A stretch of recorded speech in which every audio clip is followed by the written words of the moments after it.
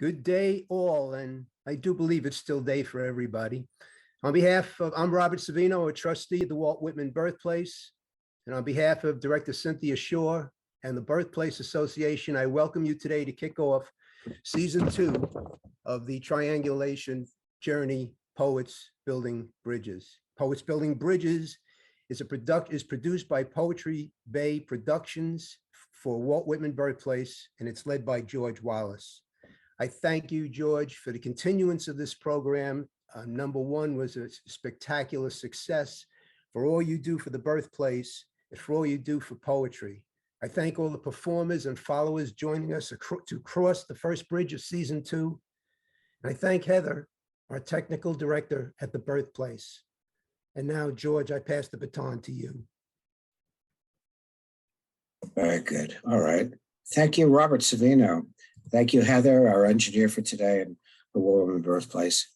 I've been with the Birthplace 11 years, going on 12 years now, and a lot of exciting work that we do together and work that the Walt Whitman Birthplace does on behalf of interpretation and preservation of the legacy of Walt Whitman, also for poetry, locally, regionally, nationally, and even beyond. And this series is a step in our direction, I think, for the Walt Whitman Birthplace, a very nice step forward into taking our place in the world poetry community with this triangulation project. As most of you know, because you were here during the thing that we did in March when we first came up with a weekly triangulation project with groups internationally. The Walt Whitman Birthplace was host to one or two of those events, and then we had a different host for each one of those events, which was interesting to invent the wheel every time. But the Whitman Birthplace has graciously said that they would take on a Season 2 as the host for all of these monthly events, second Saturdays of the month, 12 p.m. Eastern Standard Time, which is great. It's great because it means that we're going to have a consistent production of the thing, a consistent way of preserving it, getting it archived and out to the public and YouTube. So I want to thank the Birthplace for that. This second season, which goes from this month, November, through June, second Saturday in June, is a slightly different setup compared to what we did in March, in that this time for this season, we're doing basically two groups from the United States, from various places in the United States, and one group internationally. We had done two internationally and one from the United States in the March first series of March. So, but there's certainly room for us to do, innumerable groups of writers from different locations around the United States, different locations internationally, and diaspora groups, which is something that it's almost like a third group. For example, the South Asian group that we're going to have is one of the groups that's a diaspora group. We had Armenian diaspora group in the past. So, this is something which fits into our concept. So we have with us today, representing the Boricua group of poets, I think from New York City, but perhaps beyond. We have a group being led by Vincent Toro as one of the three that we have today. The second group that we have is poets representing Costa Rica, and they're being led by Maria del Castillo Suceraquia. She's actually from Colombia, but she's been instrumental in helping us with this. And the third group is a New York City group from Brevitas, one of the several poetry subgroups in New York City, and a very strong group it is, been around for a long time, does a tremendous amount of work with Brevitas, which is short poetry, Brevitas. And we have a representative, a couple of representatives from that group, led by Ron Kolm, who's a contributing editor to Sensitive Skin. And I'm the Uber host for this event and all of the events from November to June. And thank you for joining us today by Zoom. This will also be, as I say, archived and and presented in a series of YouTube shows. So without further ado, I'm going to turn it over to our first compere, Vincent Toro, the author of 2 poetry collections, Tertulia and Stereo Island Mosaic, which won the Poetry Society of America's Norma Faber First Book Award. I had the pleasure of working with Vincent for the first time back in March in Philadelphia at AWP when we did our first reading from the New York City From the Inside anthology. Energetic, enthusiastic, lots of fun to be around Vincent Toro, who is going to be the compere for the group of Boricua poets who are with us today. So let me now turn it over to Vincent, who will get us started with the first of the 3 legs of the poetry groups that we're pulling together for today's event. Vincent, to you. Thank you so much, George. Hola, everyone. First of all, I just want to say I'm so excited to be virtually in community with everyone. This is a really exciting project, and I'm really happy to be part of it. So you're going to be hearing from 3 Boricua poets from really, I think, from the diaspora. I think some of us are based in NYC, but I think we got an island poet with us. But, you know, with Boricuas, it's circular migration. Sometimes we're here, sometimes we're there. Nidia aquí, Nidia allá, right? So we're going to kick things off with the poet Anna Portnoy Brimmer. A brief bio for you all. She's a poet and organizer from Puerto Rico. She holds a BA and MA from the University of Puerto Rico and is an alumni of the MFA program in creative writing at Rutgers, my alma mater, Rutgers people. To Love an Island, her debut poetry collection, which is a beautiful collection, was the winner of the Yes, Yes Books 2019 Vinyl 45 Chapbook Contest.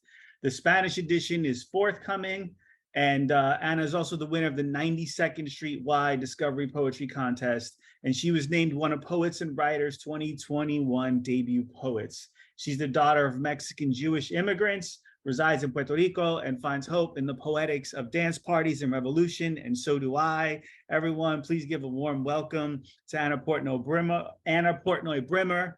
Anna, step to the plate, take it home. Thank you, Vincent. Oh, I see. I wish I could hear everybody. Thank you so much for having me. I'm really excited to be here. I want to apologize beforehand because I'm going to have to leave early. Daylight savings sort of tripped us up a little bit. I'm in Puerto Rico, so I'm an hour ahead.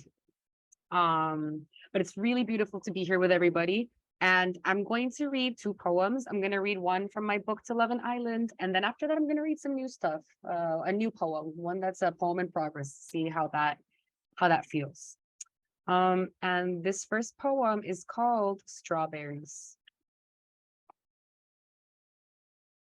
I'd always been told strawberries couldn't grow in Puerto Rico. We didn't have the climate.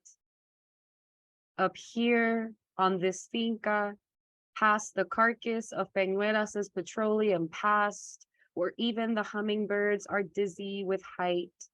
Small strawberry studs slip off like beads from a necklace on my tongue.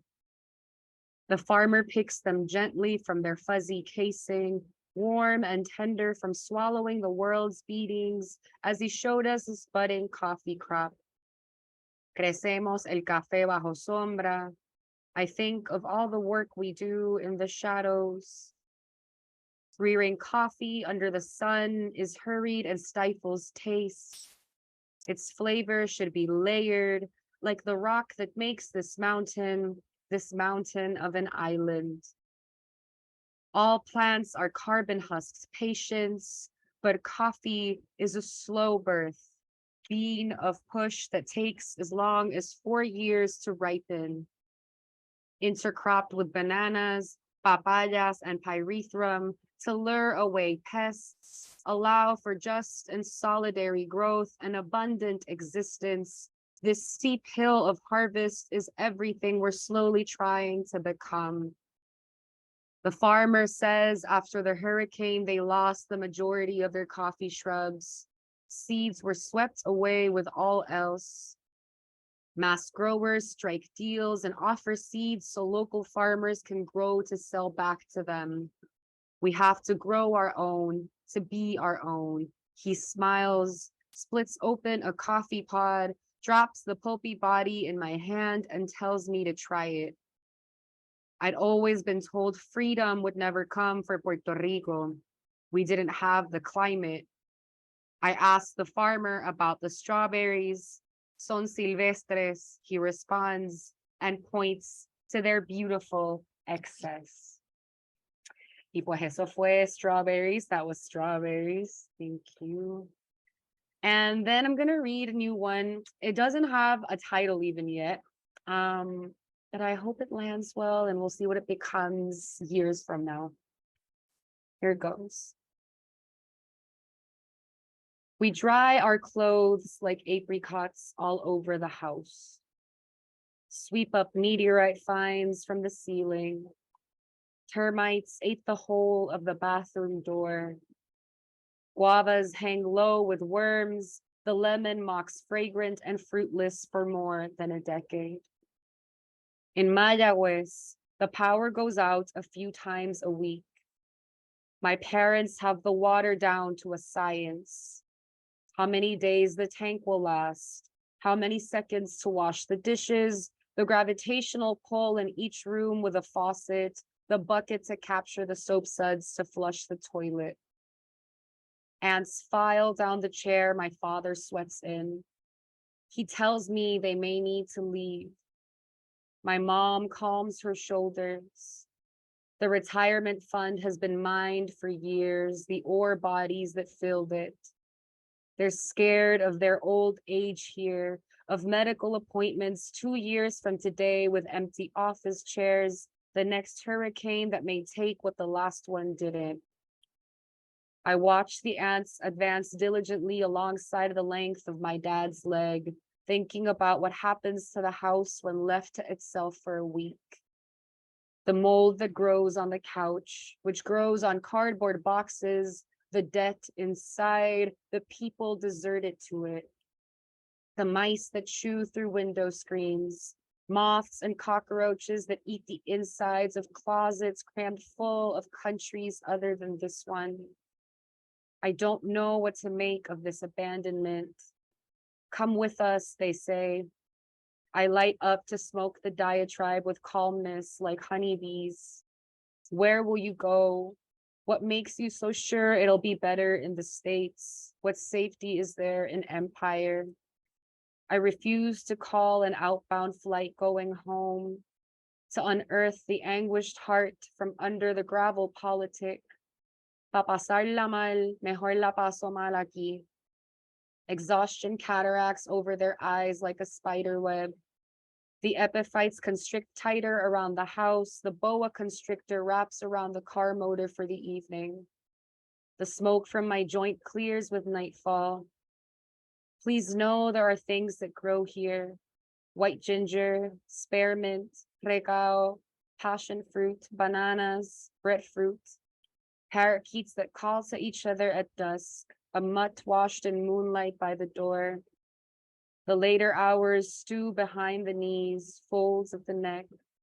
Another power plant south of our town goes up in flames. Thank you. Thank you, everybody. Thank you, Vincent, for inviting me.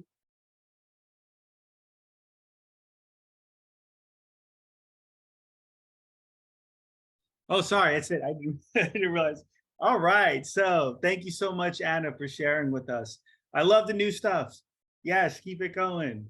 Yeah, for sure. I love it. What safety is there in empire? Oh, okay. So I got another one for you before I step in.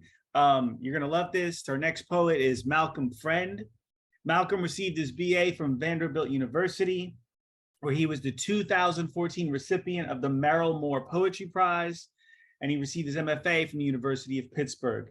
He's the author of the chapbook Mixed Kid Mixtape, and the full-length collection Our Bruises Kept Singing Purple. I love that title. Selected by Cynthia Areu King as winner of the 2017 Hillary Gravendick Prize.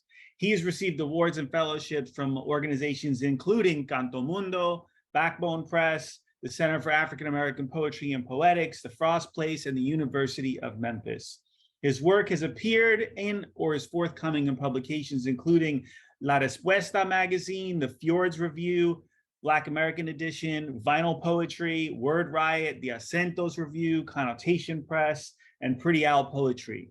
He is a poetry editor for Freeze Ray. I love Freeze Ray. And together with J.R. Mahung is a member of Black Plantains, an Afro-Caribbean poetry collective.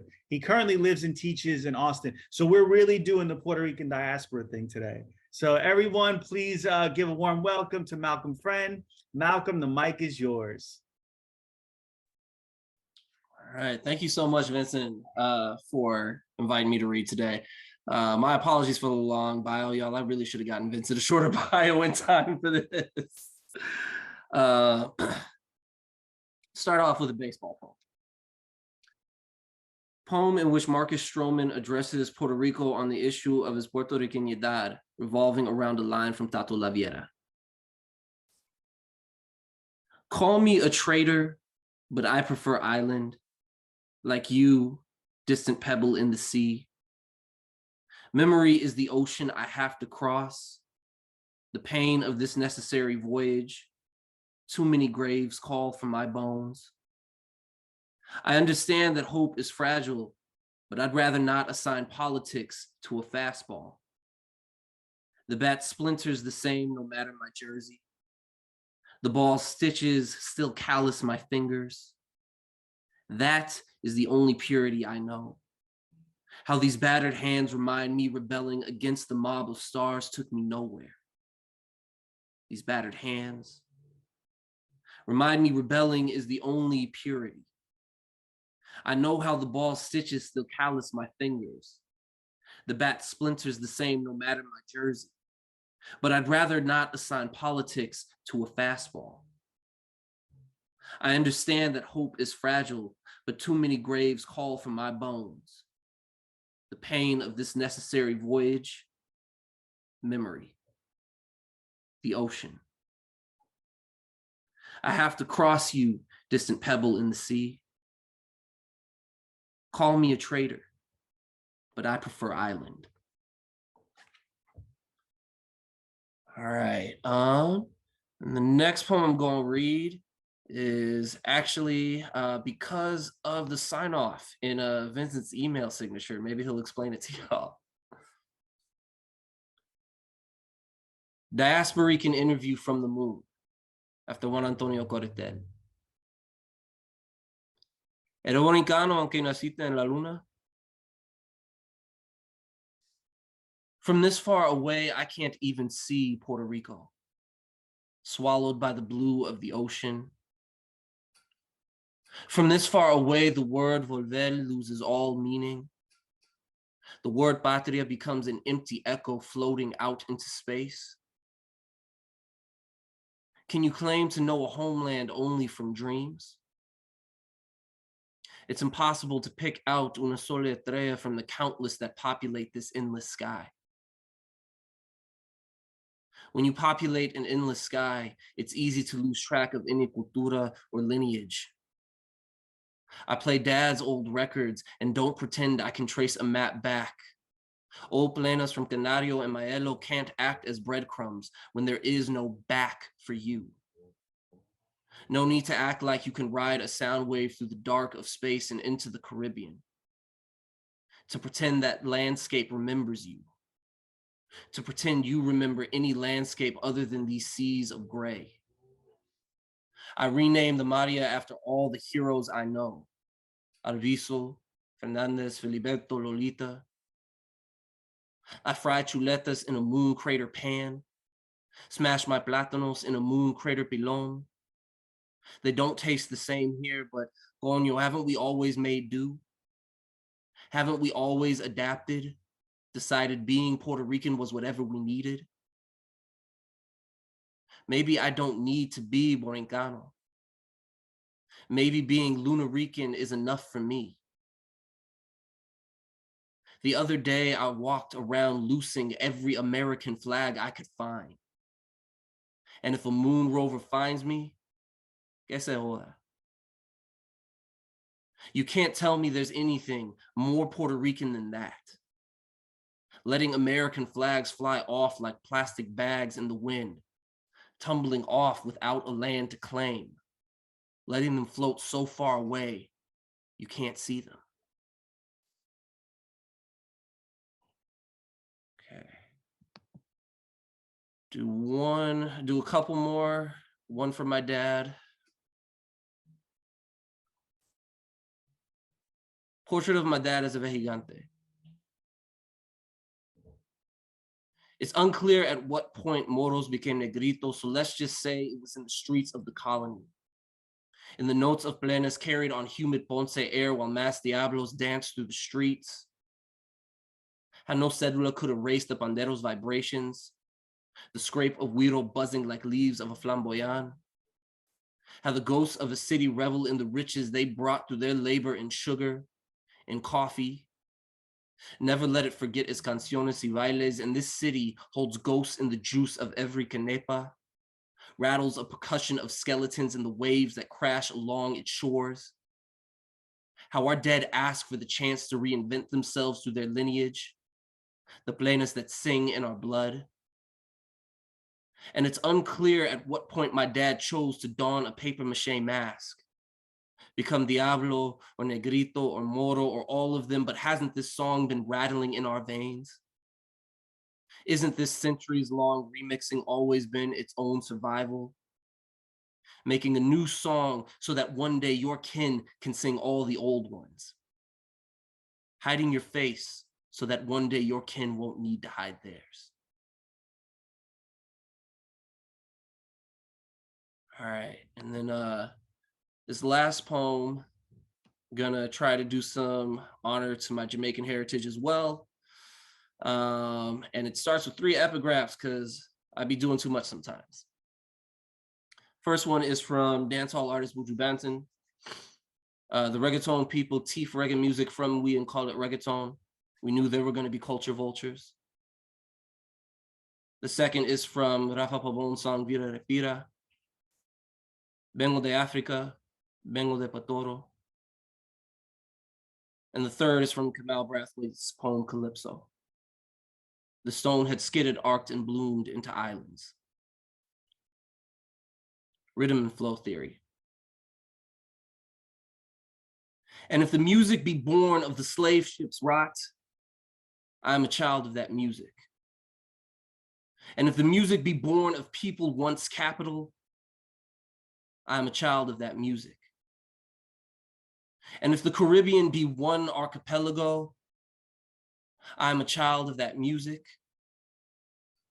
And if the music stay migrating from island to island, I am a child of that music. And if the patois be too thick for me to decipher, I am a child of that music. And if the Spanish be too quick for me to decipher, I am a child of that music. And if the sugarcane runoff buzzes into a dimbo, I'm a child of that music. And if the dimbo be all I hear over a crowd, I'm a child of that music. And if the dimbo me hipnotiza, draws me into a head nod or a sway or a perreo, I am a child of that music. And if the dimbo be so loud I am asked to turn it down, I am a child of that music. And if the dimbo rattles my bones into a percussion, I am a child of that music. And if each percussive blow be a wave hitting Manchester Parish, I am a child of that music. And if each percussive blow be a wave hitting Ponce, I am a child of that music. And if each wave carry me like a stone skidding across the sea, I am a child of that music, and I am a child of that music, and a child of that music, and a child of that music. Every pebble splash charting the way back, a new island arcing and blooming in a sea we made our home. Thank you. All right. Yeah, I love it. Oh my God, so good. So I got to tell y'all, because I'm about to read. Malcolm and I did not know what each other was going to read today, because you're going to see some overlapping themes. This is dope. It's going to be dope, though. Thank you so much for sharing, Malcolm. I was really moved by that reading. So before we move on from our group, I'm going to drop 3 poems on you of my own. And we're going to start off with some música, just like Malcolm gave you some música. So this poem is my Jose Feliciano poem. And it's called Jose Feliciano Sings the National Anthem at the 1968 World Series. So again, you're going to see baseball, music, and vejicantes. Like, Malcolm, I did not plan this. I guess this is just what Boricuas be thinking about. Anyway, Jose Feliciano sings the national anthem at the 1968 World Series.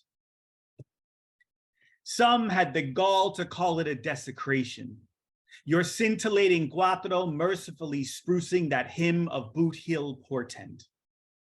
Your gold-coated throat was a bomb mending the diorama of banners and branded brims who'd thought they had paid to witness one troop of logos topple another.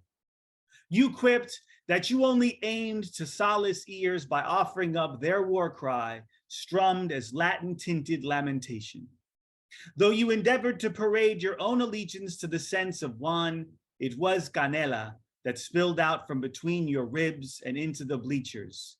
The tan dulce melodies compel Afro-Taino euphony to bloom from the basslines. No ornery conqueror in attendance was capable of muffling that boca as it shattered the Detroit skies like a tooth cracked open by the weight of sugar's glee.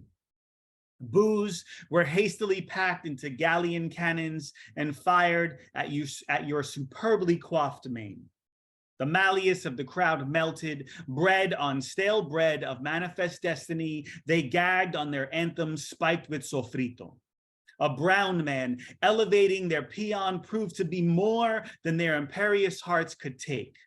Aun, you sung through their assault, finished your bronze rendition despite the bedlam of contempt, continued crooning long after you left the stadium, long after they blackballed you for this act of rhythmic syncretism, believing, as they always do, that they had the power to end you.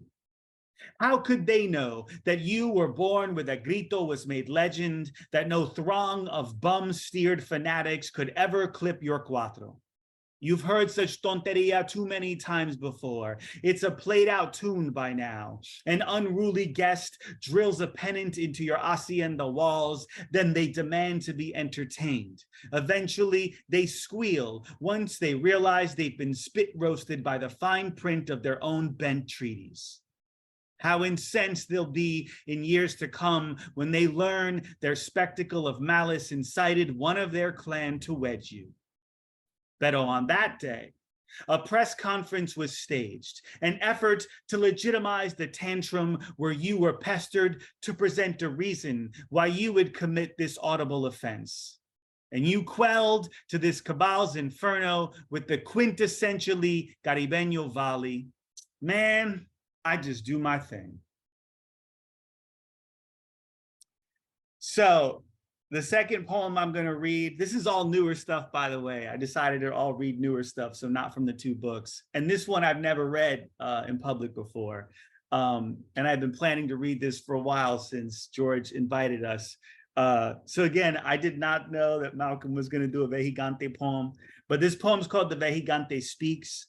So those of you who may not know the Vejigante, the mask from the Vejigantes, they're very popular in Puerto Rico. And they're brought out during carnival celebrations, but they're sold a lot to tourists who come on the island on those big ugly boats. And the Vejigante has a very complicated racial history, as does all of Latin America, I suppose. And this is called The Vejigante Speaks. From cow's bladder you fashioned me into a squid-limbed mosaic to veil your visage. My coconut core, a synthesis of fractured knits painted in purple and gold, a florid array of teeth and tongues, a syncretic coupe of bamboo horns, my bejeweled nostrils once adorned to celebrate Spain's pains to carve out its own russet root, to unmoor itself from the saga that planted the Mashrabia lattice marvel known as Alhambra. Yes, you rubbed your cutest raw in a paltry bid to exfoliate and appease a bigoted stepfather who was never going to love you. birthed as a monument of animus, ferried across the pond in the trunk of Peninsulares, I crept my way to the alleys of Ponce, where I was refashioned into a hero by the very hands Iberia ventured to sift from its vascular system. Now, how's that for providence? You sculpted me to demonize a people, and those same people claimed me and recolored my chin to match their honor, their glee, their skin. Es claro, tourists swipe and stash me in their luggage without an inkling of the history held in mi careta. But when they follow the children of Kalinago, flooding the streets haloed in my green, purple, and gold, they too will be helping to remind the tower-bound all that glitters in us is gray grace, simply slang. And I got one more for you all. I'm gonna leave you with a sound poem. It's called Pero Like a Boogaloo. So Boogaloo was a music that is not heard of too much anymore in the mainstream, but it was developed by the blending and the collaboration between African-American and Latinx, particularly Puerto Rican people in New York City in the 60s and 70s. The term has been appropriated by white supremacists, but the term actually bleeds Black and brown. And this is a boogaloo type of poem. And it's rooted, the root note of this song comes from a phrase that's Nuyorican. I'm all things Nuyorican, and many Nuyoricans like myself, we don't speak Spanish, we speak Spanglish. And so there's a Spanglish term we use a ton in abundance, pero like. You're gonna hear all your Nuyorican people use it all the time as punctuation, as exclamation. And so this poem is called Pero Like a Boogaloo. I'm gonna leave you with this. Pero like Dykeman Street late night conguero confession. Pero like loteria cards used as a second form of identification. Pero like vegan picadillo and non-GMO sancocho seasoned with queer electro clash bounce. Pero like plena blended with trip hop. Pero like two Converse All-Stars, one green and one blue. Pero like Titi from Kingsbridge and Tata from Cibao who likes his sushi con mambo. Pero like Raul Julia owning Petruchio. Pero like Panaderias hosting machetero meetings in the stockroom. Pero like Brunilda Ruiz's first plie, hoisting jibaros into the stratosphere. Pero like forget Nabokov, the only Lolita is Lebron, petrifying congressmen with her glare. Pero like it's tembleque served after Sunday sermons. Pero like barbecue pits in La Perla. Pero like my namesake whose trompo dropped 1 month before I kicked up into this joint. Pero like, oye, mira, we are the unified field theory kid. Pero like this cat I know works for Big Pharma and got the nerve to tout mandatory minimums. Pero like the family lechonera rots on an old cane field while the governor gifts the beaches to cronies copping for a home in Martha's Vineyard. Pero like, how's that even a thing, yo? Pero like Kelleher bilks the Anoles. Pero like Roseo tweets and busterias stirred with cheap shots during work hours. Pero like Brock blockchains up the Guayacans with his filthy capris and faux swagger. Pero like the people were all like, pa fuera with all them diablos. Pero yo now, Highway 18 is a sea filled with gorillos of rock beauties engraving frac tremors with their Canaris hatchlings. Pero like they can horse trade the coast, pero ain't no one leaving. Pero like we ain't even know how to say goodbye, like we not scared of it or anything. Pero it just isn't our thing, tu sabes? Pero cause like we don't do departure, ain't about getting gone, not about no absenteeism. Pero like it's just a coffee beach break. Pero muchacho is holding the spot on the beach for you. Pero like they can hold a spot for you too if you want. Pero you gotta be ready to share, bueno. Pero like how many hurricanes we got to spin into legendary club tracks before things get real for you. Pero like the swindle swamp dreck piles up like a Staten Island waste dump. Pero like there's only so many plagues a boca can swill before the tongue goes numb. Pero like yo creo que what really burns these leeches is they've been shipping the devastations FedEx to our verandas for like a century or 30. Pero like as you can see right here, we still laughing up in here anyways. Pero like that's worth at least 3 wepas, no? Thank you, everybody. Thank you, George, for inviting us. Vincent Toro. Wepa says Dr. Griselli Costa. Thank you for that. Thank you for your group of very fine readers. Let me just reiterate that Boricua culture is a foundational culture in New York. It's not a recent development. It's something which is part and parcel of who we are as New Yorkers. So I'm really glad to see the diaspora come together under the umbrella of this event here in New York and represent. So thank you all for what you just did. We will now turn to our second group, poets representing Costa Rica, and especially from Turrialba, where the festival is that I was had the pleasure and the honor of attending earlier this year. Once again, although it's Costa Rica, there's people in this group who are here in New York, including one that is a principal with the Nueva York magazine.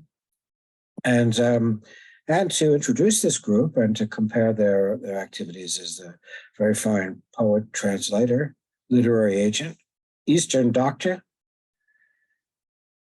from Barranquilla, Colombia, Maria del Castillo Suceraquia.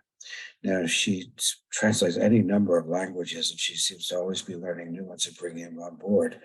She learned the languages at the Universidad de Atlántico, honorary doctorate in transcendental humanism from the Academy of Arts, Culture, and Culture of Peace. Winner of numerous awards and director of Read Carpet Colombia magazine, and curator and translator for many other foreign Spanish publications. Please welcome to introduce the poets from Costa Rica, Maria del Castillo Suceraquia. Hi, everybody. Hola a todos. Thanks for the presentation and for this amazing and beautiful project, George. Always breaking borders and building bridges. Thanks to the audience, guest writers, and Walt Whitman Birthplace. I'm happy to also participate in this second season. I'm pleased to hear so many good poets. Thank you so much. And yes, this time our guest Hispanic country is Costa Rica. First poet, Luisiana Naranjo Abarca. Costa Rica poet and writer, editor, cultural promoter, workshop leader, literary critic, masters in educational administration, studied journalism, linguistics, and art. Masters in educational, founder of the Free Words Project to teach poetry to prisoners and former prisoners, editor of literary publications for patients with cancer and children at high risk, environmental conservation and mestization promoted by Pani Amor and UNESCO in the International Year of Peace, author of educational texts, education, publishing, and children's literature with her poem Blue Marble for the EUNED Mapassion series. She has published 5 poetry books and has been translated and included in several Latin American anthologies. Currently, she organizes every year an international gathering named The Poet and the Environment. Hi, Luisiana, we're happy to have you here.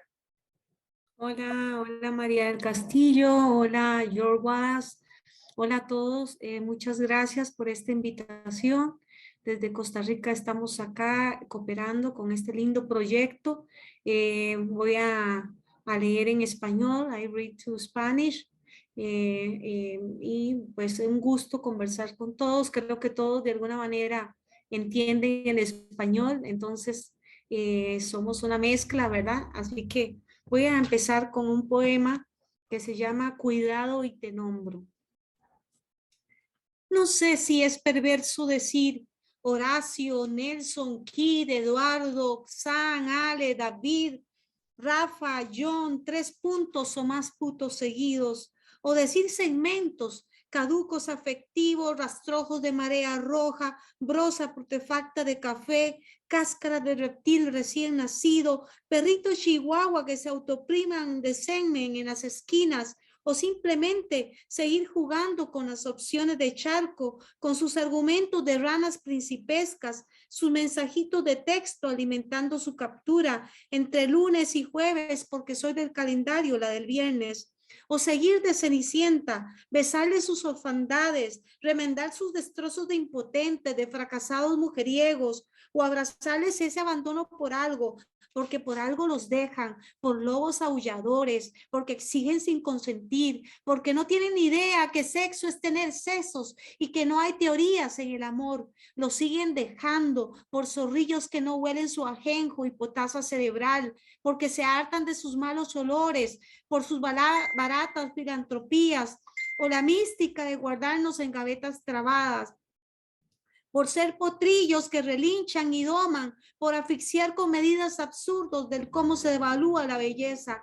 Por eso los traicionan, por sanguijuelas, por cascarrabias, porque se les traban los bolsillos de piedras, por mantenidos o frescos. A todos esos nombres, nombres de Prozac, de oxidaciones, de arteria, de amnesia intencional, les digo desde mi rencor flamenco, desde la hendedura de las cavernas, desde la podredumbre subterránea, desde la Concagua hasta la ultratumba peretorela, lo seguiré nombrando, lo seguiré borrando. Amor, cuidado y te nombro.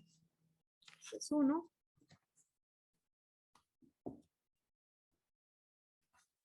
Este otro que tiene que ver con un poco sobre el género y el empoderamiento de la mujer, que es algo que también trabajo, se llama vagina, vagín, no sé cómo se dirá.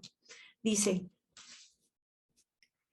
necesitas una joven vagina y domesticada, un labio de entrepierna para fingir amor en los orgasmos, un cuerpo de geisha sin contradicciones y que viva a 50 metros de tu casa para que se escape de tus cínicos días donde solo quieres tu resguardo de cavernas.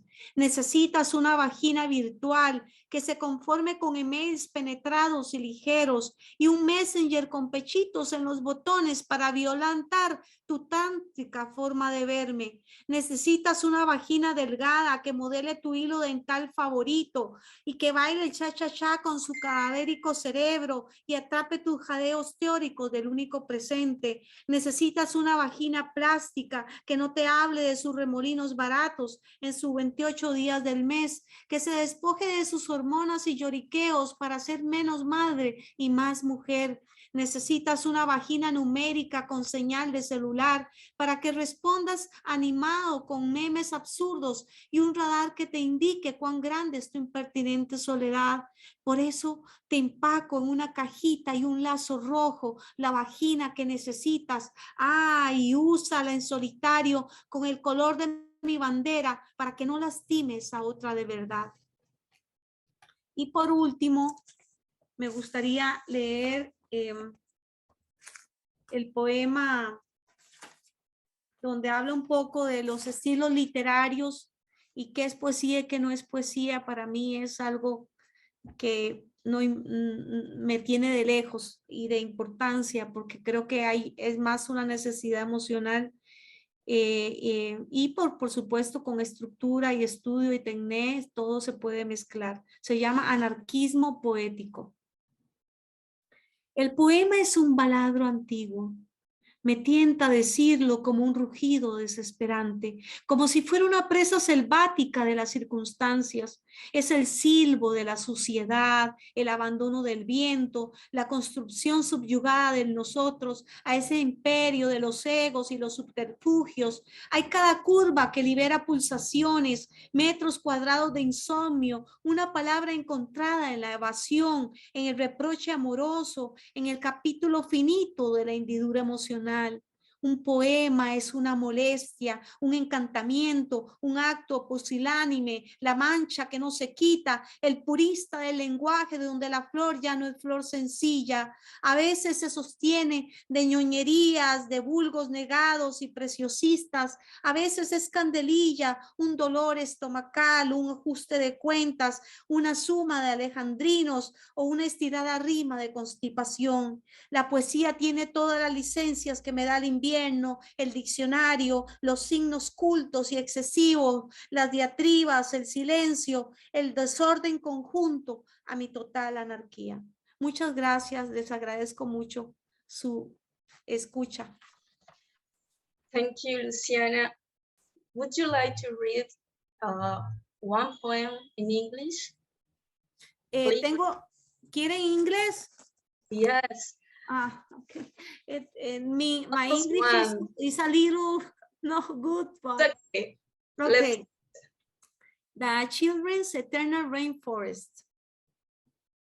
I am relieved to know that silence is found in every leaf of the trees, like that breath of air that we drink of, always luminous.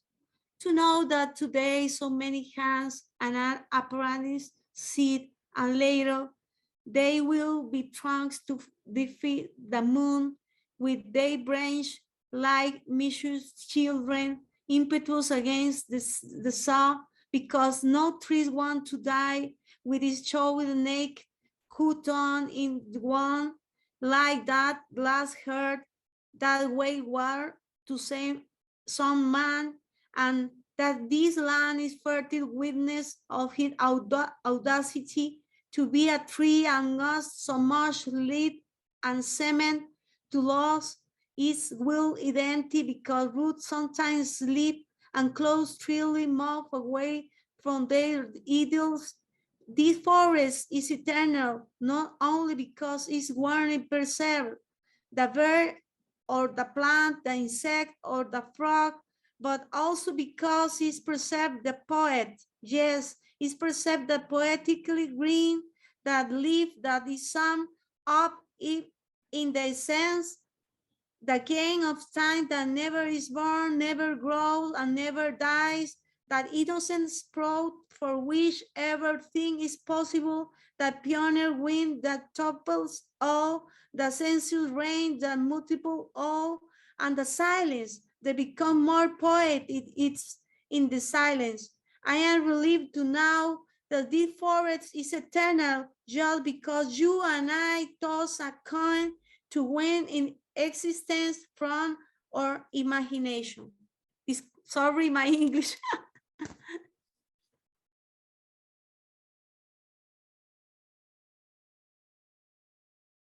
No se oye, María. Well done, Luciana. Thank you so much. Thank you for your efforts for accepting our invitation. Well, our second guest is Nidia Marina Gonzalez Vasquez, plastic artist, University of Costa Rica professor and poet. She has exhibited artwork in mixed media, collage, drawing, and watercolor. Winner of poetry competitions, included in Anthology of San Ramon Poets, Tattooed Voices, Chronicle of Costa Rican Poetry, Sustaining the Work, Women Poets in the Land of Clouds, Poetry of the Encounter, to the novel poet, 19th Meeting of Ibero-American Poets, Salamanca, publications, When the Cry is Born, Extended Canvas, Apocryphal Veins, Lost Objects, The Spot Log and Other Journeys, The Static of Fire, Paper Tree, Left-Handed, and Anamnesis, winner of the Latin American Poetry First Prize, Marta Eugenia Santa Maria Marin. Hey, Nidia, thanks for accepting our invitation. So happy to have you here. Thanks a lot to all of you. I'll do my best. I'm not bilingual, but so I read the first 3 poems are translated by Maria Ruff, and the last one is translated by Mary Beth. The first one says, crossing.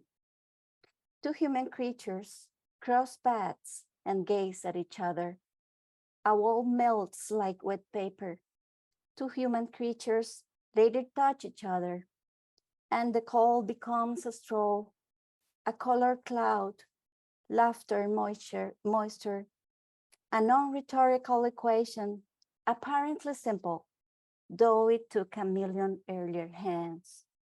A long list of glances, walls that crumble, a complex chess game, and some fearful shells, carefully cracked in the kitchen.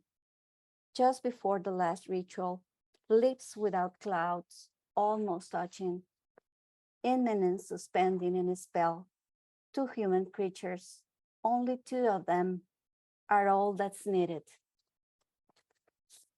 Second one, name is Misaligned Parallels. Sapiens, sapiens love, pay surprise every equinox. Dolphins, penguins, and even our pets build no roads to it. They simply feel, suffer, or are happy, without this odd need for melancholy. They love, I know, their skin, their eyes tell me so. We keep failing the same subject at school. Okay. And the Anthology of Tears. Naming is invoking, making the image touch your skin and pass through shadows that blur it. Naming dives deep inside memory, coming and change to a scarcely audible call screen, to the heartbeat of the girl that was me, to the shaman that was me, a woman warrior, a boy, or older lady. It could be that I invoked the forgotten name of a girl lost in the Atacama Desert. Elene, Sayen, Aileen, or just Anna. And Marina, multiply and reduce to a body, to an incessant left ear noise that crashes into the desert rocks from the distance of centuries or just a bite of time. The center of many centers seeking itself, spiraling between oblivion and what's clearly visible, merely skin. To invoke the note, scribbling that recovers its own voice, to invoke the missing citrine, stones lost in Mexico City, under the surface noise, howling, barking, chipping, meowing. Crying is a way of naming what we don't know how to name. Okay, thank you. And the last one, self-portrait with hand to chest.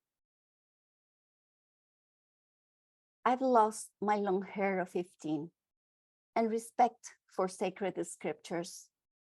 I consecrate the equinoxes, the transparency of our glasses, and everything that is not classified on official list of evil and good. I lost the scissors of my umbilical cord. I would have liked to recognize its click in my grandmother's sewing kits.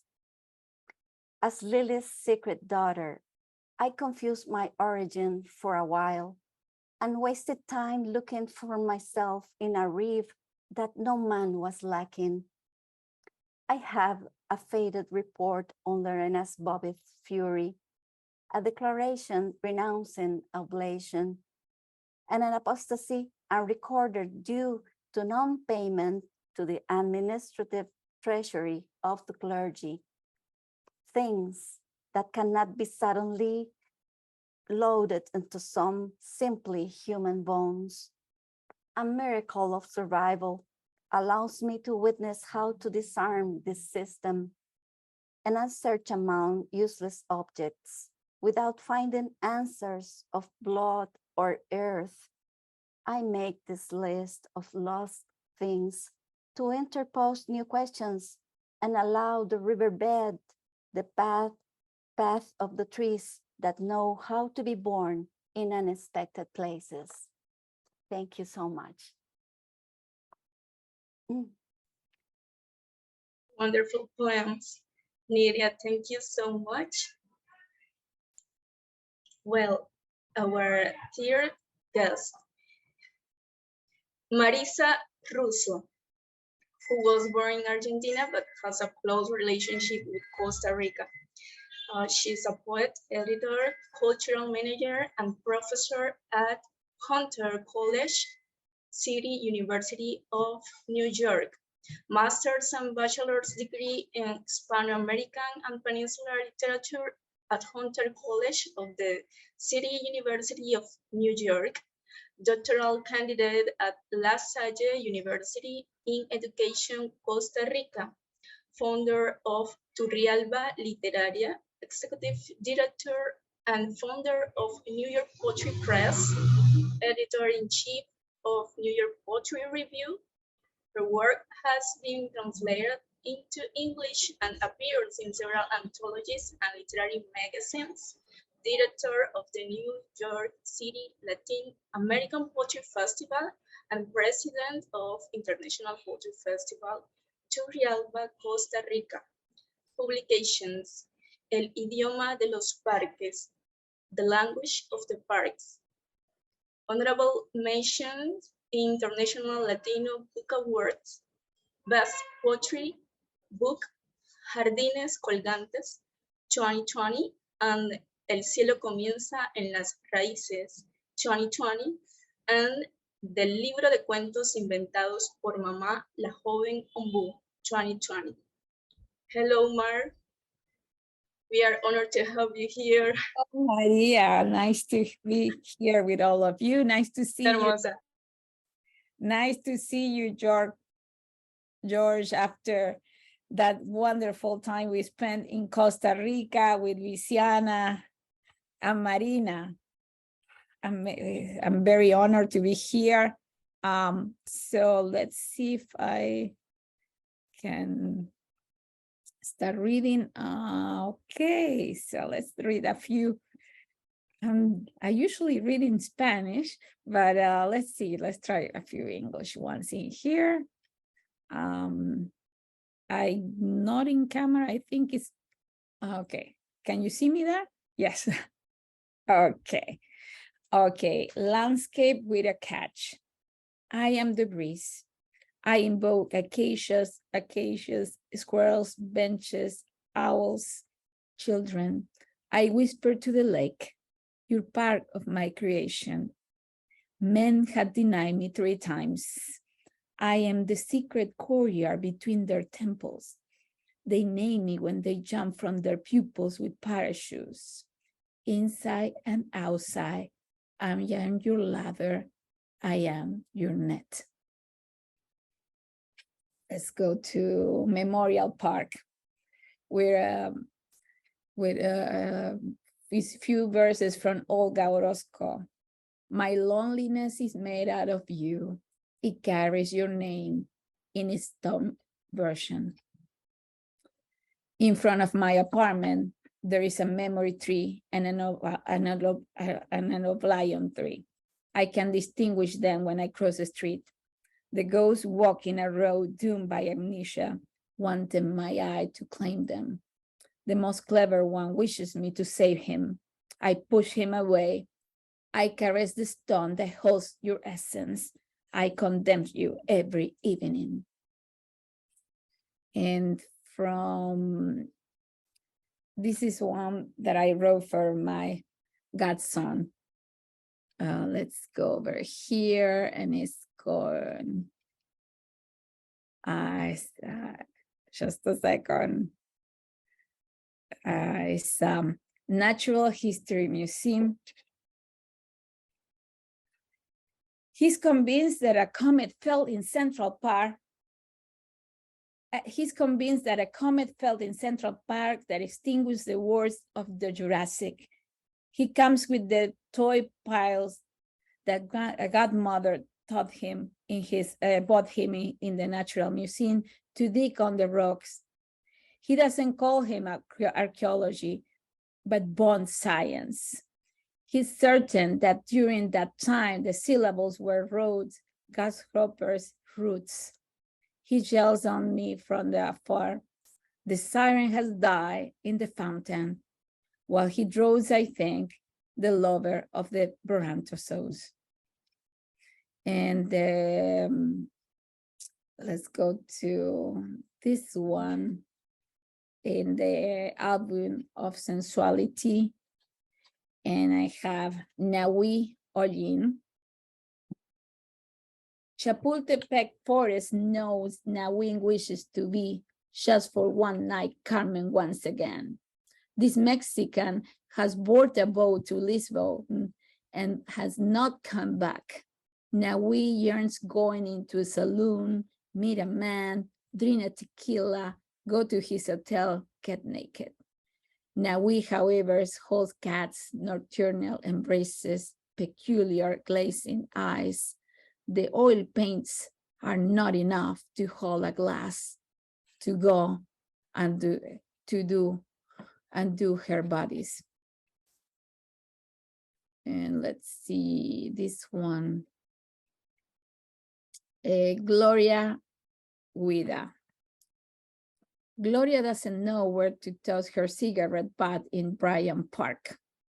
Johnny stayed at the hotel looking into the details for tonight's concert. The ice rings slide her through her legend. As swarms of schoolgirls pass by like movie passages in her memory. Nevertheless, there is a scene that has not gone through the celluloid. She wishes to make love to the musician in the room of Bible manuscripts of the New York Public Library. She wants to sing naked on top of the lions. No blue, di pinto di blue. And let's see this one from that same chapter, Marlene Dietrich. I cannot stop letting myself be kissed easily, writes in her journals from youth. Lola crosses Tear Garden like a comet of slender legs. She crosses the Universal Film Studio with white shoes, beret, and cigar. She lets the ashes drop without concealing infidelities. Marlene gathers them and powders her face. Behind the curtains, it's well known that she sleeps with everybody except with Adolf. She smokes those who say she's to be blamed for World War II. And let's see, one more, Maria? Sure, one more, please. One more, let's do one that I wrote for my father. Let's see right here from the Tree of the Foreigner. I had been a foreigner for a long time between Argentina, Costa Rica, and United States. The Enchanter's Rhizome to Ricardo Russo. Father loves trees. As a little girl, I would imagine he's the craftsman of the giants. He taught me that hope is the first word that the willows articulate. Nitrogen root barred from his mouth, they sound like an echo of clarity in the midst of despair. In the islands of the tiger in Argentina, I thought they were my siblings. One January morning, he said to me, below this park, there's another park. One day we will go live in its meadows. Thank you so much. It's been such a pleasure to join this group of wonderful poets. Thank you so much, Luisiana, Nidia, Marina, Marisa, Russo. Wonderful poems. Thank you so much.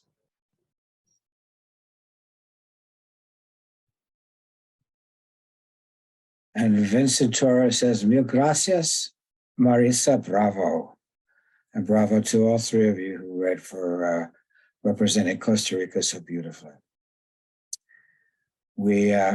Before I turn to the third group, I just want to say very briefly that this idea of triangulation and building bridges together is not something we're just doing in our Hollywood squares boxes right now, but back channel each other. If there's somebody here that you want to talk to them, back channel, get to know them a little better, find out how you can talk to them in the future, share poetry, share your ideas for poetry, because series is about creating connections and building on those connections. So I hope that you'll do that, as people are talking very complimentarily about each other for good reason, because wonderful poetry is happening.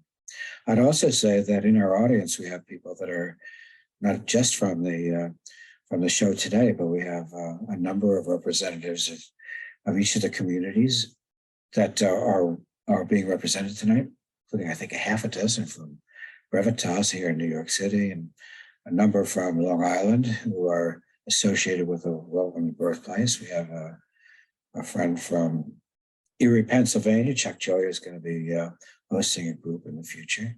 We have Carrie Grant from Oklahoma, and is a good friend and a regular with this series. So, this is all about building on that. So, thank you for participating. Now I will turn this over to our third compere, who is really a fixture on the New York City poetry scene in many ways, especially with Brevitas, but not only. Ron Kolm, compare for the Brevitas group here in New York City, is a contributing editor of Sensitive Skin, author of several books, including Divine Comedy, Suburban Ambush. I remember that one really well.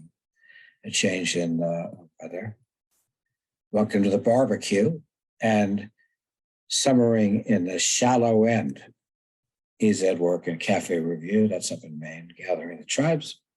That's Steve Cannon's publication at Gathering the Tribes. Gray Weather for Media, which I'm associated with. Dada Mantanone, or just Mantanone. That's 3 Rooms Press in New York City. Live Mag, that's Jeff Wright. Local Knowledge, I could go on, but I'd be eating into his time and representing the poets at Brevitas. So please welcome our next and third and final compare for the day, Ron Kolm. Thank you so much, George. I don't know how good I'm sure is. I hope everyone can see this okay, but our 19th anthology just came out. And thank you so much, George. This is wonderful. Brevitas is a community of invited poets who email short poems to the group on the 1st and the 15th of each month. It has grown into a powerful incubator of poetry. There's probably at least 60 members. I'm going to read 2 short poems and then swing into the other 3 people in the group, Austin, Alexis, Karen Neuberg, and Amy Barone. I'll just read 2 semi-short ones. Where I'm from, my father was of German descent. He became a civil engineer and always ruled his roost with an iron fist. My mother's parents were Polish. She was a concert pianist with a large heart who taught neighborhood kids how to play the piano. This made me the product of a World War II coupling, a war I studied and admired way too much when I was young. I later broke free from that obsession and became a conscientious objector during Vietnam, working as a community organizer in Appalachia. To this very day, I'm still trying to figure out why some men are so sexist and violent. And I'll just do one other short one, and then we'll swing into Austin Alexis. This is Going Home. One of my favorite books is Anne Sexton's The Awful Rowing Toward God. In the last poem, she plays a game of cards with God and loses. Not too long after finishing that book, she went to her garage, started up her car, and drove to heaven, perhaps to challenge God to a rematch. What happened was her book had already been accepted, and she committed suicide, unfortunately. And it's just, if you get a chance to read the book, it's the most terrific book. It's a really, really wonderful book. Okay, Austin Alexis is the author of Privacy Issues and 2 chapbooks from Poets Wear Prada.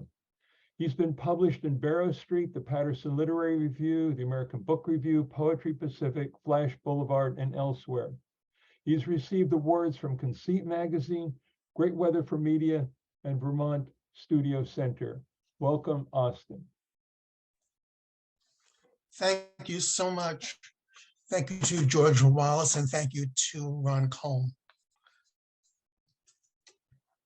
I'll read 4 short poems. The first one is one of my September the 11th poems. I keep telling myself I'm not going to write anything else about September the 11th, and then I do. And this one was inspired by a photograph of some people jumping from one of the towers. Just two people.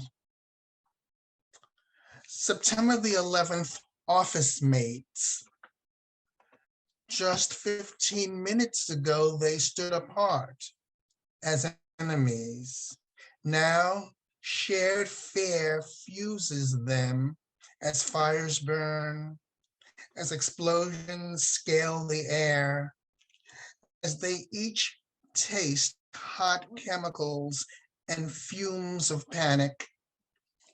They stare straight ahead out a window, then peer down 90 stories to hard ground. The two grip hands as they prepare to leap away from childish separation into the maturity and safety of this death. And this one is a moon poem. I always avoid writing about the moon because so many poets do, but then I wrote this moon poem. But it's really not so much about the moon, it's about pollution. Moon, oh, and the word sight, I'm thinking of S-I-G-H-T, but also S-I-T-E. Moon sight. The moon with its virus scars stares down, shines a spotlight on our deeds, what we did and continue to do to the earth we plant in, to the earth we live on, as we dump, splurge, indulge, giving the land illnesses, hurting the terrain the way asteroids struck and created the moon, its surface a site of scars. And this one is one of my New Mexico poems. I've spent some time in New Mexico over the years, and I came across something in the semi-desert outside of Taos, New Mexico. And what I encountered and what I saw became this poem. Horse scene, dead stallion sprawled on desert ground.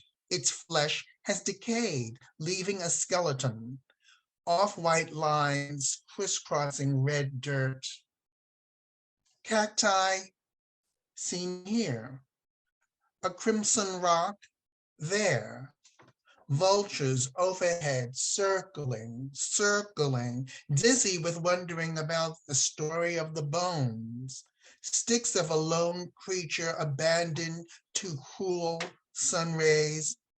Fervent blood-colored ants and windless air devoid of Native American chants. Hot oxygen rules here, reeking of silence, of the puzzling starkness of death, now that life is destroyed or has given up. Corralled to the realm of red soil, of perpetual dryness, by circumstances mute as snakes. What once pranced and brayed has devolved into an airy outline, like a culture destroyed. And I'll end with this very short one. And the first word of the poem is also the title. During the solitude of COVID lockdown, I smiled with gratitude for the telemarketers whose phone rings reminded me I was still but alive. Thank you. Thank you so much, Austin. Wonderful, wonderful, wonderful, wonderful. Thank you, thank you. The next poet is Karen Neuberg. She's the author of Pursuit and 3 chapbooks, including The Elephants Are Asking, which is a terrific book. Her poems have appeared in I Want to Be Loved by You, Poems on Marilyn Monroe, Great Weather for Media's 2020 anthology Escape Wheel, and in numerous literary journals, including Maintenant 16. She is an associate editor of the online poetry journal First Literary Review East, and you should check it out if you get a chance. Please welcome Karen. Thank you.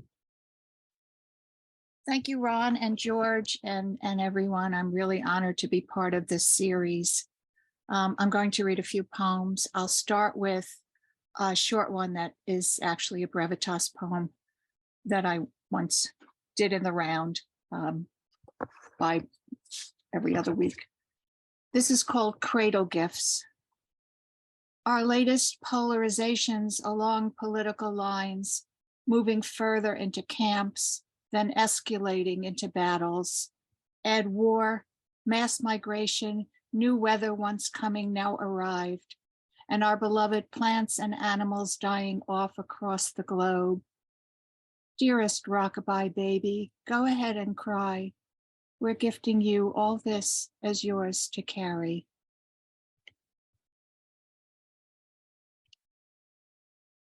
And this next one is a work in progress. It's really new. So I'll see how I feel reading it out loud, but I hope it works for everyone. It's called Balance in Balance. Today, the news announced that sea level rise has more than doubled since 1993. My foot hurts in a new place that corresponds in reflexology to my gallbladder. It's also election day. I voted early without much hope. Should I worry? I don't want to, but I can't process much of what's going on. A quarter of all species facing extinction. Another shooting on our city streets. Local and global violence. 1/3 of Pakistan completely submerged by historic flooding. And yet, I find joy in the colors of sky, at pigeons who all ascend at the same moment from my building's window ledges. I watched the Masaka kids Africana dancing on YouTube, and happiness dances in me. This balance, imbalance, happening side by side in my new reality, how to be in it and not be numb. And this poem is called Let Me Sing the Garden. Let me sing green and stroll the garden, collect the yellows and purples, bathe in the luxury of butterfly and bee. Let the hummingbirds hum the afternoon light. Let the fireflies light the blue hour. Let me sing. Let me sing the garden. Let me be a tree. Let me reach into the song of the seasons. Let the seasons keep their pace steady in promise. Let the promise be a garden. I'm lost in a dream with no garden. I'm lost in a world where green is lost, where creatures are lost, some who we never met or named. Let me sing the garden, sing the birds, sing the flowers. Let me sit in the crotch of a tree. Let me be a nest. And this is the final poem I'll be reading. It's called Sometimes a Shower is Just a Shower. Sometimes I take my coffee, sometimes I take it even before I have my coffee. Sometimes I don't take it until after lunch. Sometimes I take it warmer, sometimes cooler. Sometimes it briefly melts away the troubles of the world. Sometimes it doesn't. Sometimes I don't think of what I'm doing while I take it. Sometimes shampoo gets in my eyes. Sometimes the water falls on me like rain after a drought. Sometimes I'm grateful for the abundance spilling on me. Sometimes I'm aware of what I have. Sometimes I take it quickly to save water. Sometimes my head is filled with news. Sometimes I'm sad. Sometimes it's like a refuge. Sometimes I turn my face into the water as if praying. Sometimes the droplets catch the light. Sometimes they pour over me like joy. Sometimes a shower is just a shower. Sometimes it's like a song. Thank you. Thank you so much, Karen. It was wonderful. It was wonderful. Thank you very much. And those political poems are really terrific. Let's hope we go to a better, let's hope we somehow wind up in a better place somewhere in the future. I really tell people that it's really important. Art is vital. I think I remember how bad the 50s were. In a way, they were totally conformist. And then we did hit the 60s and the 70s. And I tell everyone who's writing poetry, keep doing it. It counts. It counts. Anyhow, the last poet in our section is Amy Barone. She has a new poetry collection, Defying Extinction. It was published by Broadstone Books, and it is terrific.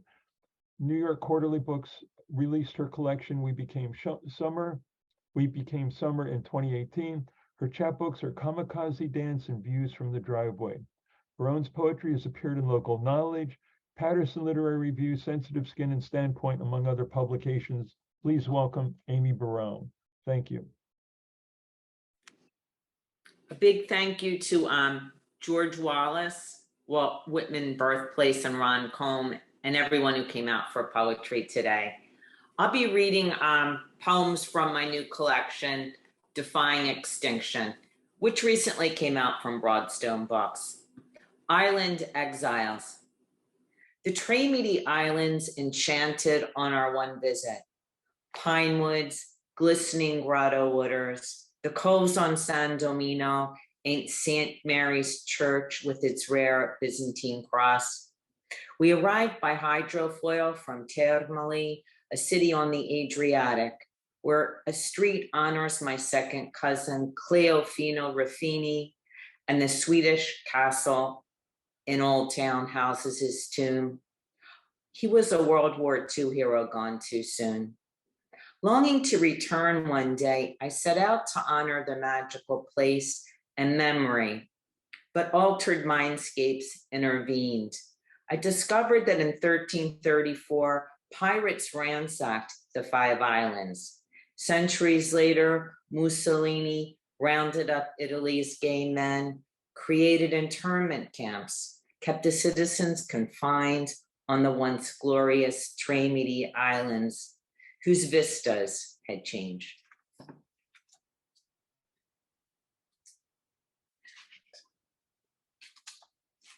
Ghost dance. Abandon the battle, join me at the ghost dance. Embrace silence, quiet movers change the world. Fall into a trance. Peace calls for a circle, joined hands. Listen to others' demands. Stifled speech breeds tyranny. Grab your shield and feathers from Nevada to Idaho to Wyoming and the Dakotas. Some dancers survived Wounded Knee in 1890. Wovoka carried on the mission, true identity. Redemption warrants risks, a savior awaits. The commandments hold sway. An afterglow fortifies and heightens hope for tomorrows. Petals. They're watching me. I relax. This is where I'm meant to be. Teaching a class, reading poetry, explaining why and how I create, relating to students in night school, middle school, from foreign lands, foreign streets, foreign beliefs, but in the moment where community, their intent faces reveal trust, we unearth chemistry, my words, the beacon of this piece. This is from the section, The Wild, Bronx Butterfly. A tiny shock of orange sachets above traffic. I hope she's leading the way. East Fordham Road and an Indian summer day, coated in brilliant sunshine. Bookish destination, a library off Arthur Avenue to honor my heritage. Past cafe-lined streets that sing in Italian, where cannoli are filled to order, custard or cream. Sadness and sickness circle secluded friends, hoping poetry can restore us all. And this flat butterfly, my guide on the journey, will help lighten the weight. And I'm going to read the title poem now, Defying Extinction. The ribbon will be massive, proof that no lady died in vain. I add a piece of sky blue fabric from bedding my late mother sent me as a housewarming gift. Others brought cherished family linens, baby clothes, and delicate doilies.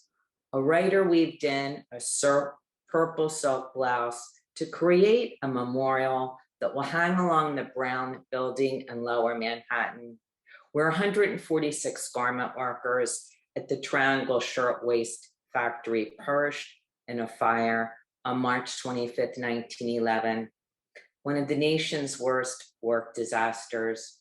We honor mothers, wives, sisters, daughters, and friends, plus 17 men who worked with their hands, mostly immigrants in a new land.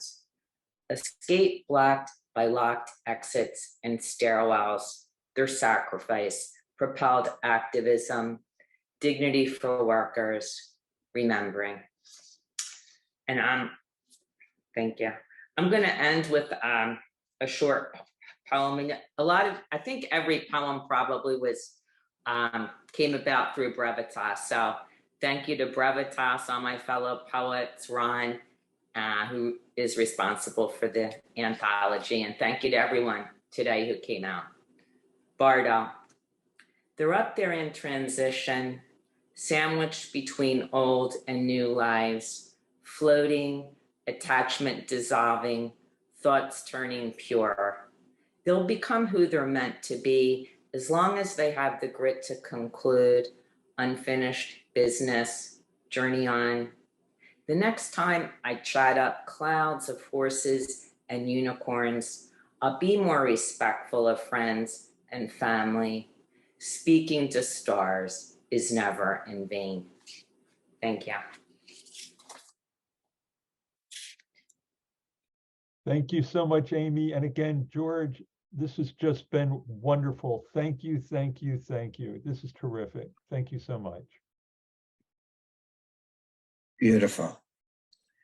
All of you that wish to, if you would unmute yourself for a minute and either say woot, woot, woot, or wepa, wepa, wepa, or wepa G, or whatever it is you say. Wherever you're from. Wepo. Thank you all.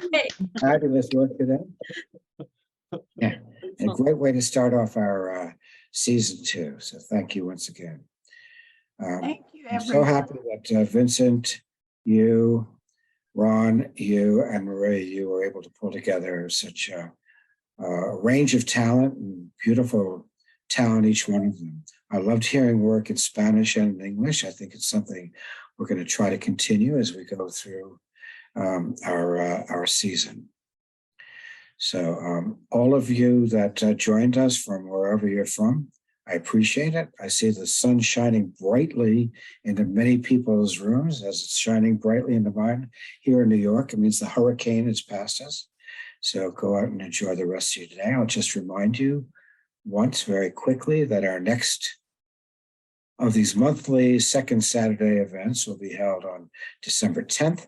At that time, we're going to hear from San Luis Obispo, SLO, California, led by Kevin Patrick Sullivan. From India, we're going to hear from Pankuri Sina and several of our friends. And from Rutherford, New Jersey, the home of William Carlos Williams and the Red Wheelbarrow Poets, Anton Yakovlev and his friends. So that's December 10th, second Saturday in December. And thereafter, each month through June, we're going to have a lot of fun with people from all over different places in the world. Once more, thank you all for joining us. Do contact each other, reach out to each other, and make this the start of some connection that's going to build into something beautiful for poetry, your own, other people's, and the world's poetry. Thank you all for joining us. Thank you to the Walt Whitman Birthplace. Robert, I appreciate your hosting the event today. And Heather, thank you for your work behind the scenes as an engineer. With that, I'll say adieu until next month.